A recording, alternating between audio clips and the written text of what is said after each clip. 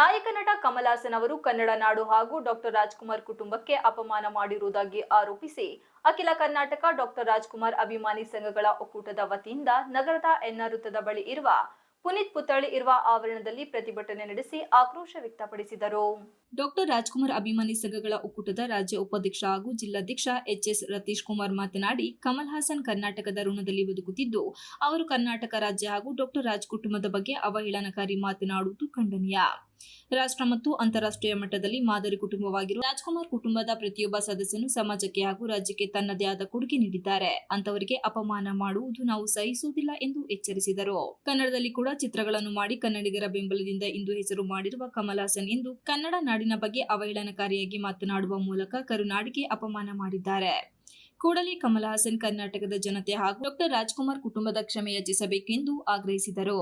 ಚಿತ್ರದ ಪ್ರಚಾರಕ್ಕೆ ಬಂದ ವೇಳೆ ಶಿವರಾಜ್ಕುಮಾರ್ ಅವರ ಸಮ್ಮುಖದಲ್ಲಿ ತಮಿಳಿನಿಂದ ಕನ್ನಡ ಸೃಷ್ಟಿಯಾಗಿದೆ ಎಂಬ ಮಾತನ್ನು ಹೇಳಿದ್ದಾರೆ. ಅವರು ಕನ್ನಡ ಮಹತ್ವ ಏನು ಎಂಬುದನ್ನು ನೋಟಿನ ಮೇಲಿನ ಕನ್ನಡ ಭಾಷೆಯ ಸ್ಥಾನವನ್ನು ಗಮನಿಸಿದರೆ ಅವರಿಗೆ ತಿಳಿಯಲಿದೆ. ಮೊದಲು ಅದನ್ನು ಅವರು ತಿಳಿದುಕೊಳ್ಳಬೇಕು. ಕನ್ನಡ ಹಾಗೂ ಕನ್ನಡಿಗರ ಬಗ್ಗೆ ಮಾತನಾಡುವ ಮೊದಲು ಎಚ್ಚರದಿಂದಿರಬೇಕೆಂದು ಹೇಳಿದರು. ಸಂಘದ ಮಹಿಳಾ ಘಟಕದ ಅಧ್ಯಕ್ಷೆ ವಿಜಯಲಕ್ಷ್ಮಿ ಅಂಜನಪ್ಪ ಮಾತನಾಡಿ, ಕಮಲ್ ಹಾಸನ್ ಅವರ ಹೇಳಿಕೆಯನ್ನು ರಾಜ್ಕುಮಾರ್ ಸಂಘಗಳ ಒಕ್ಕೂಟದ ಎಲ್ಲ ಸದಸ್ಯರು ಖಂಡಿಸುತ್ತೇವೆ.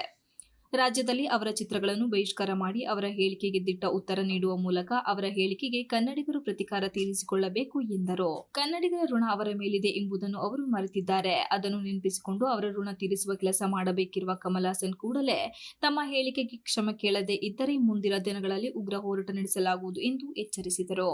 ರಾಜ್ಕುಮಾರ್ ಕುಟುಂಬದ ಮೇಲೆ ರಾಜ್ಕುಮಾರ್ ಮೇಲೆ ಆದ್ರೂ ಅವರು ತುಂಬಾ ಬೆಲೆ ಕೊಟ್ಕೊಂಡು ಅವ್ರಿಗೆಲ್ಲ ಒಂದು ಗೌರವ ಕೊಟ್ಕೊಂಡು ಇರ್ತಾರೆ ಅಂತ ನಮ್ಮ ಆಗ್ರಹ ಏನಿಲ್ಲ. ಅವನು ಕಮಲ್ ಹಾಸನ್ ಕ್ಷಮೆ ಕೇಳಬೇಕು. ನಮ್ಮ ನಾಡು ನುಡಿ ಬಗ್ಗೆ ಅವನು ಹಗುರವಾಗಿ ಮಾತಾಡಿದನಲ್ಲ, ಅವ್ನು ಕ್ಷಮೆ ಕೇಳಬೇಕು. ಅವನು ದಡ್ಡ. ನಮ್ಮ ಕನ್ನಡ ಭಾಷೆ ಯಾವ ಮಟ್ಟದಲ್ಲಿದೆ ಅಂದರೆ, ಒಂದು 100 ರೂಪಾಯಿ ನೋಟ್ ತಗೊಳ್ಳಿ, 500 ರೂಪಾಯಿ ನೋಟ್ ತಗೊಳ್ಳಿ, 4ನೇ ಭಾಷೆ ನಮ್ಮದು. ಅದ್ರ ಬಗ್ಗೆ ಅದನ್ನು ತಿಳ್ಕೊಳ್ಳಿ. ಅವ್ರ ತಮಿಳು ಭಾಷೆ ಅದ್ರ ಕೆಳಗಡೆ ಇದೆ, 9ನೇ ಭಾಷೆ ಅದು. ಅದನ್ನ ಅರ್ಥ ಮಾಡ್ಕೊಳ್ಳಿ ಫಸ್ಟ್. ಅವನಿಗೆ ಧಿಕ್ಕಾರ ಇರಲಿ ನಮ್ಮ ಕಡೆಯಿಂದ. ಮತ್ತೆ ಇನ್ನೊಂದು, ರಾಜ್ಕುಮಾರ್ ಕುಟುಂಬದ ಬಗ್ಗೆ ಯಾರೇ ಆಗಲಿ ಮಾತಾಡಬೇಕಂದ್ರೆ ಸ್ವಲ್ಪ ಯೋಚನೆ ಮಾಡಿ ಮಾತಾಡಬೇಕು. ಸುಮ್ಮನೆ ಶಿವರಾಜ್ಕುಮಾರ್ ಅವ್ರ ಬಗ್ಗೆ ಕೇವಲ ಮಾತಾಡೋದು ಅವೆಲ್ಲ ತಪ್ಪದು. ಅದನ್ನೆಲ್ಲ ನಾವು ಖಂಡಿಸ್ತೀವಿ. ಬರೀ ಫೇಸ್ಬುಕ್ಕಲ್ಲೆಲ್ಲ ಈ ಥರ ಒಂದು ನೇರವಾಗಿ ಬಂದಿದ್ದಾನೆ ಪತ್ರಿಕಾಗೋಷ್ಠಿ ಮಾಡಿ ಅವ್ರು ಮಾತಾಡಲಿ, ಶಿವರಾಜ್ಕುಮಾರ್ ಏನು ತಪ್ಪು ಮಾಡಿದ್ದಾರೆ ಅಂತ. ಅದು ಆಮೇಲೆ ನಮ್ಗೆ ಅದ್ರ ಬಗ್ಗೆ ಉತ್ತರ ಕೊಡ್ತೀವಿ.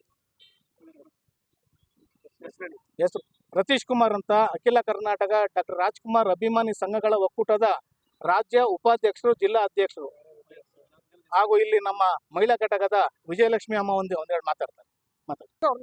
ಈ ತರ ಹೇಳಿದಾನೆ. ಯಾಕೆಂದ್ರೆ ಎಲ್ಲರೂ ಅಸಮಾಧಾನ ಆಗುತ್ತೆ. ಶಿವಣ್ಣನವರ ಅಂದ್ರೆ ಡಾಕ್ಟರ್ ರಾಜ್ಕುಮಾರ್ ಕುಟುಂಬದ ಬಗ್ಗೆ ಇಡೀ ರಾಜ್ಯ ಅಲ್ಲ, ಇಡೀ ದೇಶ, ಇಡೀ ಪ್ರಪಂಚ ತುಂಬಾ ಅಭಿಮಾನ ಪಡ್ತದೆ.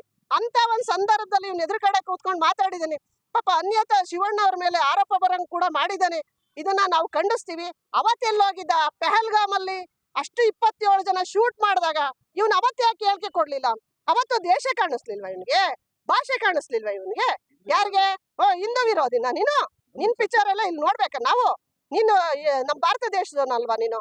ಫಸ್ಟ್ ಹೇಳು.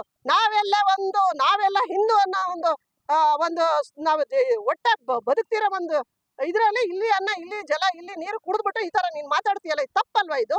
ಅವತ್ತೆಲ್ಲೋಗಿದ್ದೆ ಕಮಲ್ ಹಾಸನ್, ನೀವು ಎಲ್ಲೋಗಿದ್ರಿ ಅವತ್ತು ಅಂತ ನಾನು ಹೇಳಿ ಅವರು ಯಾವತ್ತು ಬಂದು ಇಲ್ಲಿ ಕ್ಷಮೆ ಕೇಳಬೇಕು. ಅದು ಕರ್ನಾಟಕದಲ್ಲಿ ಬಂದು ಶಿವಣ್ಣನವರ ನಮ್ಮ ಅಭಿಮಾನಿಗಳ ಮುಂದೆ ಅವ್ರು ಬಂದು ಕೂತು ಕ್ಷಮೆ ಕೇಳಬೇಕು ಅಂತ ಹೇಳಿ ನಾನು ಆಗ್ರಹ ಮಾಡ್ತಾ ಇದ್ದೀನಿ. ಧನ್ಯವಾದಗಳು. ಪ್ರತಿಭಟನೆಯಲ್ಲಿ ಸಂಘಟನೆ ಮುಖಂಡರಾದ ಅರುಣ್ ಕುಮಾರ್, ಬಾಲಣ್ಣ, ಚಂದ್ರಶೇಖರ್, ಸಿದ್ದಪ್ಪ, ಶೋಭಾಶಂಕರ್ ಇತರರು ಉಪಸ್ಥಿತರಿದ್ದರು. Srinivas, TV 46 Malenadu news, Hassan.